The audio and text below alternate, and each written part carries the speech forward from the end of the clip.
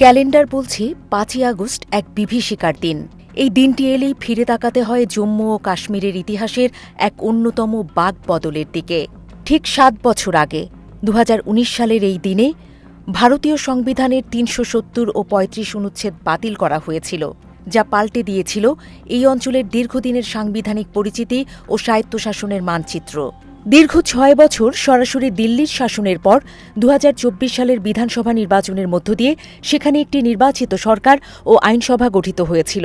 National কনফারেন্সের নেতা ওমর আবদুল্লাহ মুখ্যমন্ত্রীর দায়িত্ব গ্রহণ করলেও এই পুনর্গঠিত কেন্দ্রশাসিত অঞ্চলের নির্বাচিত সরকারের কার্যক্ষমতা এবং শাসনতান্ত্রিক পরিধি আগের রাজ্যের তুলনায় বহুলাংশে সীমিত।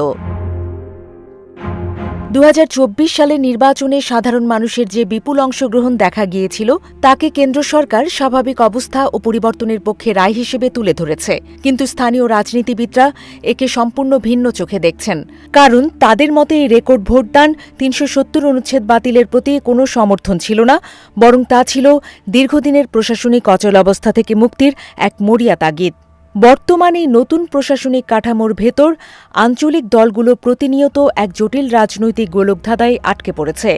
বিশেষ করে ২০২২ সালের বিতর্কিত সীমা পুনর্নির্ধারণ বা ডিলিমিটেশন প্রক্রিয়ার মাধ্যমে জম্মু অঞ্চলকে বাড়তি গুরুত্ব দেয়া হয়েছে, যা মূল কাশ্মীরের ঐতিহ্যগত রাজনৈতিক প্রভাবকে অনেকটাই ম্লান করে দিয়েছে। উপত্যকার অলিতে গলিতে এখন এক ধরনের অদৃশ্য সেন্সরশিপ বা কঠোর নজরদারির আবহ বিরাজ করছে। বড় আকারের রাজনৈতিক জনসভা, গণবিক্ষোভ কিংবা অধিকার আদায়ের চেনা আওয়াজগুলো আজ যেন সময়ের আড়ালে হারিয়ে গেছে। আর হুররিয়াতের মতো ঐতিহ্যবাহী রাজনৈতিক ধারাও এখন দৃশ্যপট থেকে প্রায় অদৃশ্য। মূলধারার রাজনীতিও আজ এক ভীষণ কড়া সীমানার বেড়াজালে আবদ্ধ, যেখানে মানবাধিকার লঙ্ঘন কিংবা বাকস্বাধীনতার মতো স্পর্শকাতর বিষয় নিয়ে প্রকাশ্যে আলোচনার সুযোগ দিন দিন সংকুচিত হয়ে এসেছে।